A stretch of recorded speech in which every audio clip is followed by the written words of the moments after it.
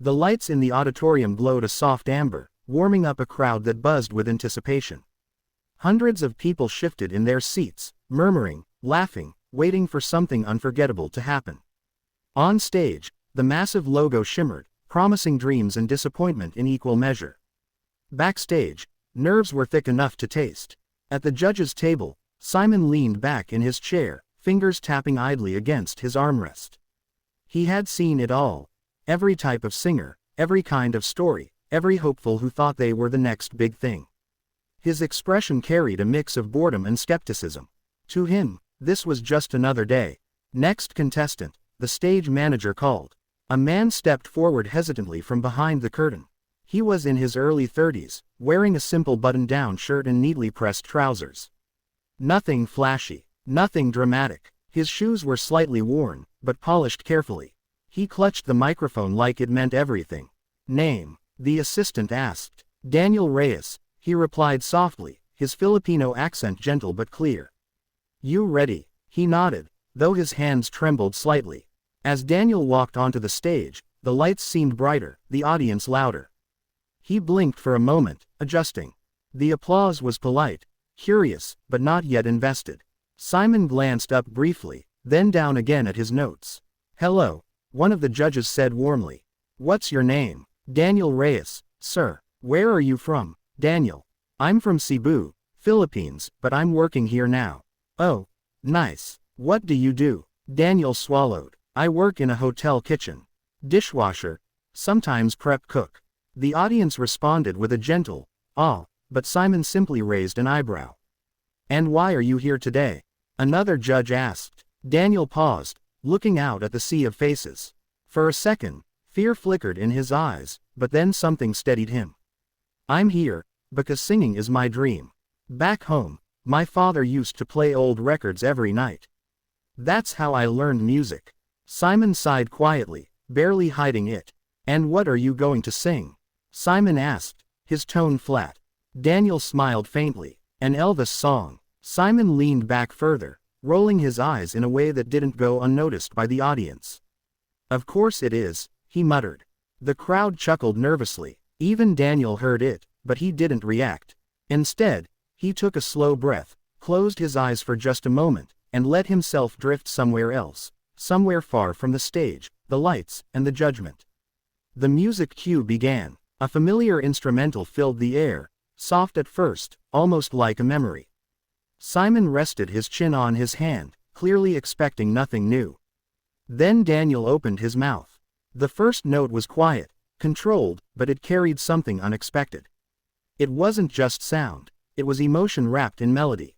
His voice had a richness, a texture that made people lean forward without realizing it. Simon's eyes flicked up. The audience grew still. Daniel continued, his voice gaining strength with each line. It wasn't an imitation, it was a reinterpretation. He wasn't trying to be Elvis. He was telling the story as if it belonged to him. Every word felt lived in, every note deliberate. By the time he reached the second verse, something had shifted in the room. Simon sat up straighter. The judge who had been smiling earlier now had her hand over her mouth. The audience wasn't just listening anymore, they were feeling it. Daniel's voice soared into the chorus, powerful yet controlled, carrying a depth that hinted at years of quiet struggle. You could hear the long nights, the homesickness, the hope he had refused to let die. Simon's expression changed, subtle, but undeniable. The skepticism faded, replaced by curiosity, then something closer to admiration. The song built toward its climax, Daniel pouring everything he had into the performance. His eyes glistened, not with fear now, but with something deeper, gratitude, maybe. Or release. And then came the final note.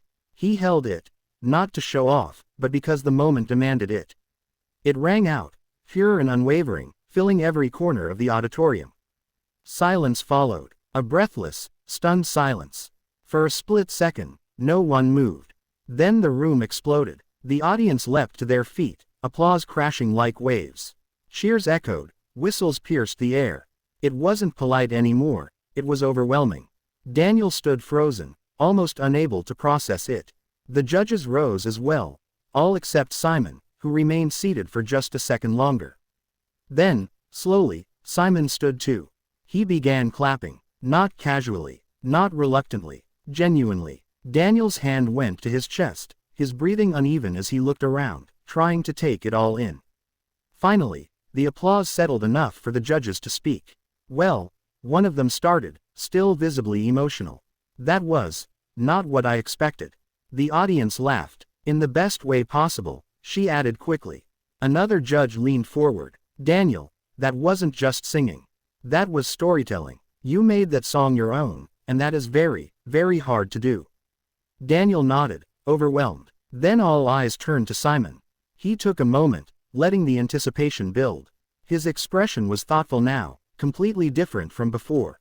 "Daniel," he began, his voice calm, measured. "When you said you were going to sing Elvis, I'll be honest, I rolled my eyes." The audience chuckled again, because I've heard that song 1,000 times. And most people who attempt it, shouldn't. More laughter. "But you," Simon paused, choosing his words carefully. "You didn't just sing it. You understood it, and that's rare." The crowd murmured in agreement. Simon leaned forward slightly. "There was something honest about what you did. No tricks, no gimmicks.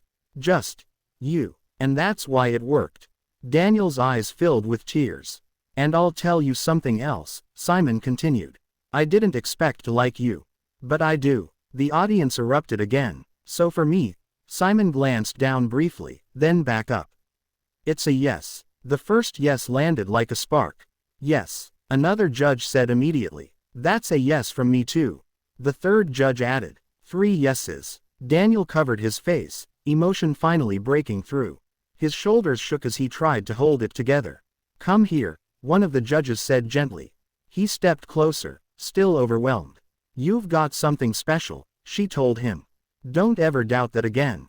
Backstage, the crew watched on monitors, some wiping their eyes. Daniel walked off stage in a daze, greeted by cheers from the waiting contestants. Someone hugged him, another patted his back. He could barely respond. His mind was still on that stage, in that moment. Later that night, clips of his audition began spreading online. At first, just small shares. Then thousands. Then millions. People commented on his voice, his story, the raw emotion he brought to a song everyone thought they already knew. Many pointed out the moment Simon's expression changed, that exact second when doubt turned into belief. Daniel went back to his small apartment after the show, the noise of the day replaced by quiet. He sat on the edge of his bed, staring at his phone as messages poured in from friends and family back home. His mother had sent a voice note, her voice trembling with pride. "We saw you. You were amazing." He closed his eyes, smiling through tears.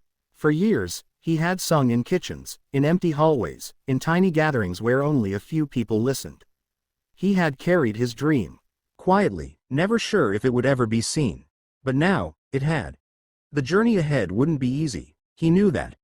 There would be more stages, tougher competition, higher expectations. But something had changed inside him. He wasn't just hoping anymore. He believed. And somewhere, in a studio filled with bright lights and impossible expectations, Simon sat reviewing the day's auditions. When Daniel's clip came up, he didn't skip it. He watched it again. And this time, there was no eye roll, only respect.